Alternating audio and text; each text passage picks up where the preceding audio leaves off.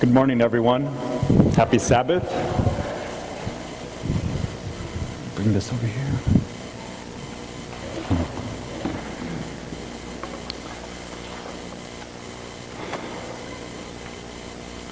So several months ago, my very good friend Tim and I were out dinner, and it's become a custom for us to go out to dinner regularly. And on this day, Tim asked a question which sparked off our conversation. And Tim's question to me was a question that I have heard many times, that I've been a part of the conversation before. I've had this conversation with myself in my head over and over again. And the question that Tim asked was, why do so many of our young adults leave the church? Why do we leave so many of our young adults to the world? See, Tim had just spent some time with a brother of ours that we respect and know very well. And but the time that both Tim and I have spent with this brother, we've come to know that he's a man who fears God, who loves God, who is excited by doing God's work. And so Tim became surprised when he found out that this brother's children were no longer coming to church. They were no longer a part of this church community. And so when Tim asked the question, I didn't pause. I had an answer ready for it already. Like I said, this is something that I've talked about plenty of times, the question that I've heard before. I was able to draw from those conversations I've had. I was able to draw from my own experiences. See, brothers and sisters, at one point, I left the church as well. I wanted to see what was out beyond those doors. And so I said to Tim, see, you have to realize something. When you're raised Adventist, there are so many more thou shalt nots that are given to you. Sometimes they feel like they're forced on you. And growing up, I heard so many times, you can't be on that team. You can't play that sport. You can't go to that party. You can't go out with your friends to watch that movie. You can't. And unfortunately, my parents didn't do a very great job at explaining why I couldn't. It was just you can't.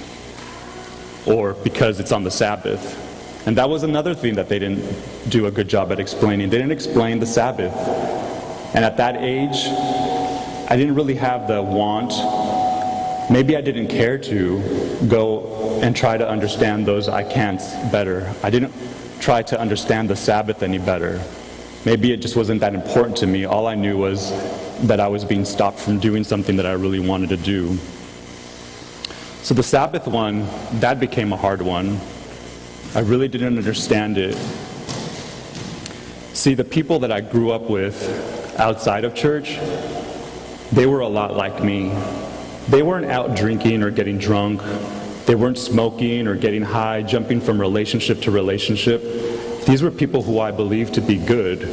I called them my friends. They did well at school. They were responsible, respectful. A lot of them, most of them were Christians. I had Bible studies with them.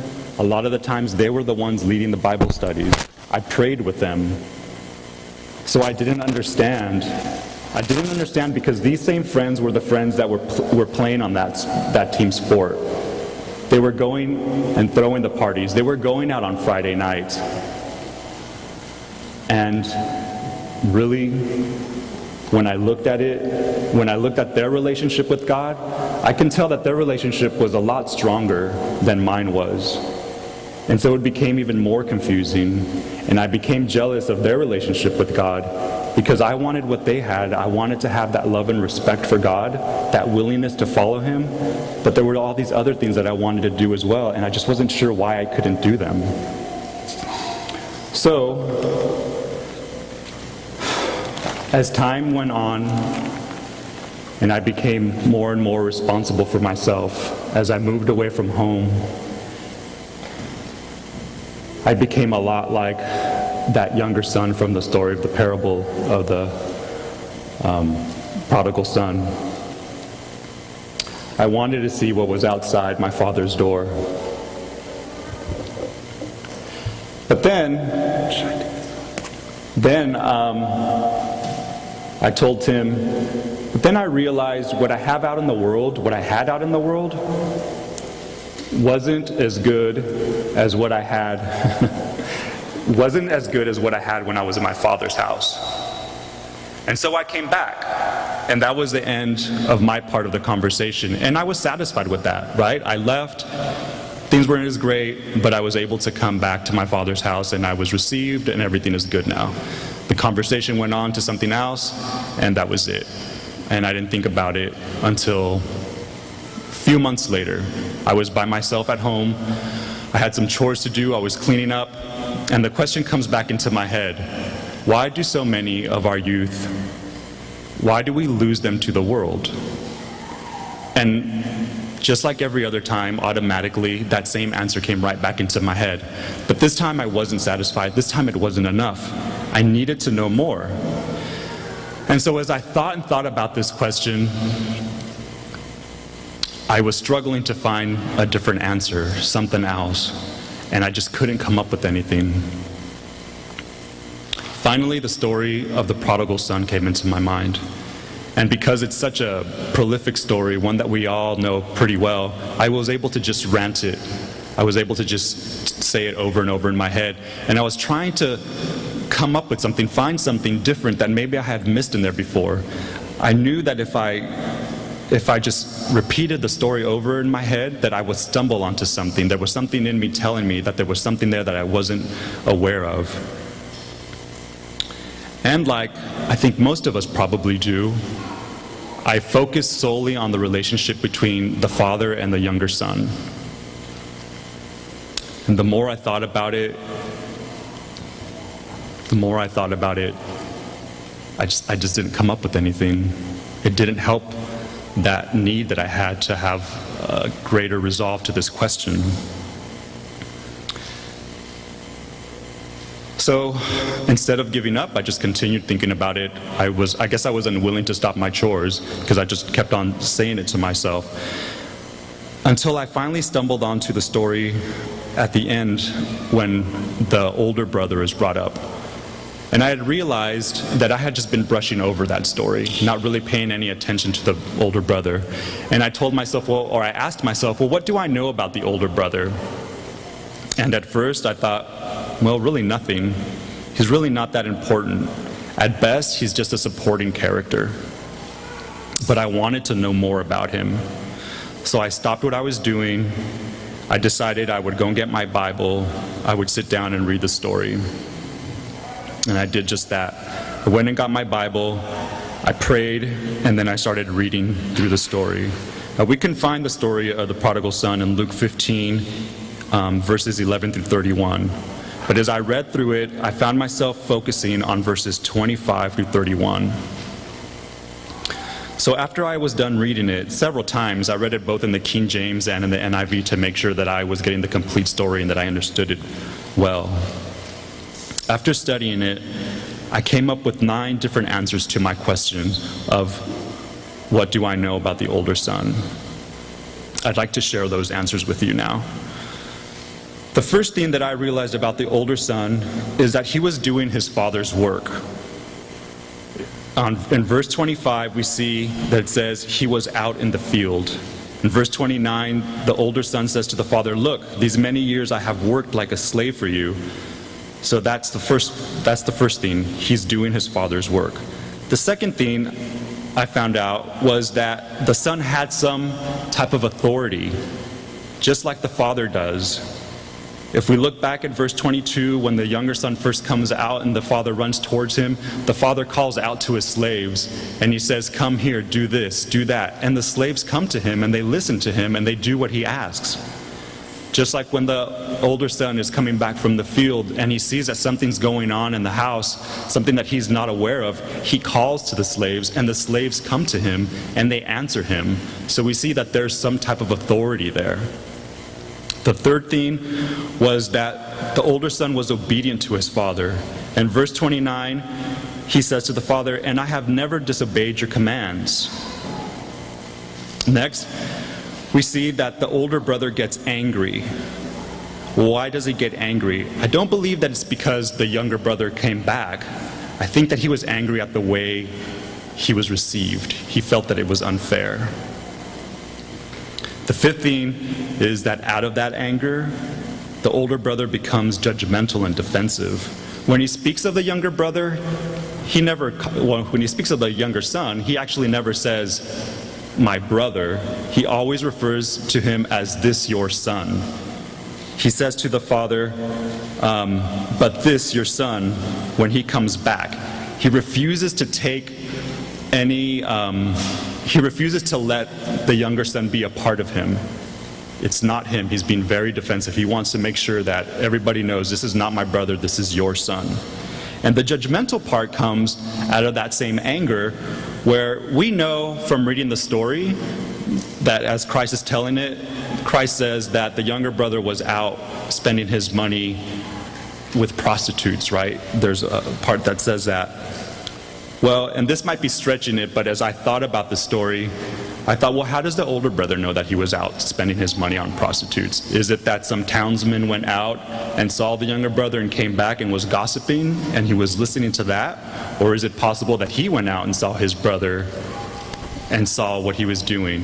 But the story doesn't tell us anything about that. It just tells us that he tells the father, your son has been out there spending your money on prostitutes. So we see that he's being very judgmental about him. The next thing we see is the jealousy, right? He becomes very jealous of how he was received. He tells the father in verse 29, "Yet you never gave me even a goat that I could celebrate with my friends." The next thing we know about the older brother, and I found this one to be very important, is that he has friends, right? He just said that. "You never even gave me a goat that I might celebrate with my friends." He has friends right there where he lives. The next thing we find out is that he has always had a relationship with the Father. In verse 31, we see, "Son, you are always with me." The Father is telling him, "You are always with me." The Father is not saying, "I'm always with you. I choose to be with you." He's telling him, "Son, you are always with me." So there's an establishment of a relationship there that he has out of his own choice with the Father. The last thing is he is an heir. In verse 31, the Father tells him, "And everything that belongs to me is yours." Brothers and sisters, our relationship with God is a personal one. We choose it. With what I'm going to say next, I'm not trying to blame or to take away blame from anyone. But is it possible that our brothers and sisters who have chosen to see what's out there beyond our Father's doors, those who have chosen to leave, is it possible that they feel like they have nothing to contribute to our Father's work?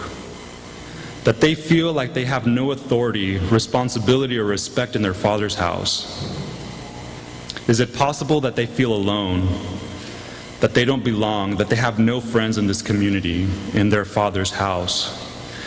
That they are unsure of their relationship with the Father, and they are unsure if there's anyone here that they can turn to without getting looked down on or judged? Is it possible that they have forgotten that they too, if they choose, are heirs to the kingdom? There are many answers to the question Tim asked me that day.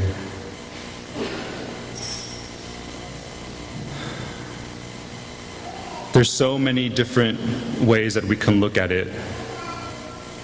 But brothers and sisters, I tell you this: the kingdom of God is like a father who is anxiously waiting at the door for his lost son to return to him, waiting with open arms and forgiving arms, waiting to celebrate that his son has returned. If our Father God wants all of his children to be saved, then shouldn't we want all our brothers and sisters to be saved as well?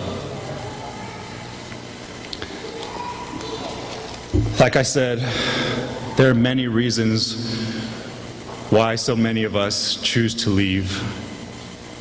But I pray that the reason not be that we have become so much like the older brother, those of us who are here, faithful, that we're too busy, that we are so sure of our own relationship with the Father, that we are so sure of our own inheritance, that we ignore, that we allow our younger brothers and sisters to slip out the door and see what's out there beyond their Father's door.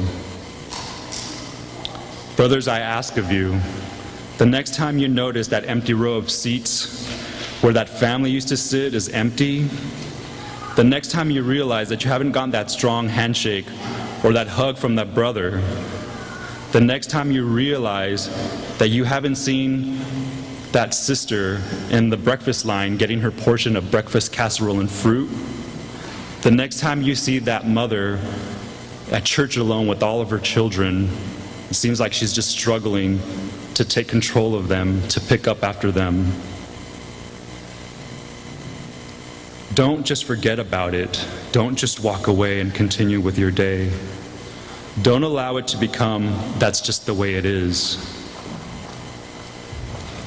Give them a call, send them a text, email them, send them a letter. Be bold, drop off a care package at their door. Invite them out. Don't just invite them to church. Make an invitation more personal. Invite them over for dinner. Take them out for dinner. Pray with them. Tell them that you've noticed that they've been gone.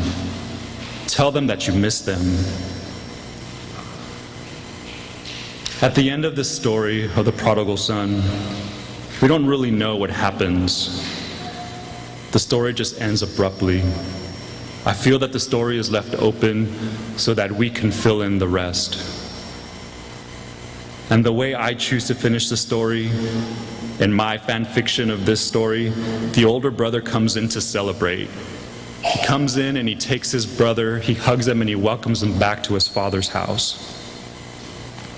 The father is overwhelmed with joy. He's happy. Finally, both of his sons have returned to him. His family is complete. Thank you.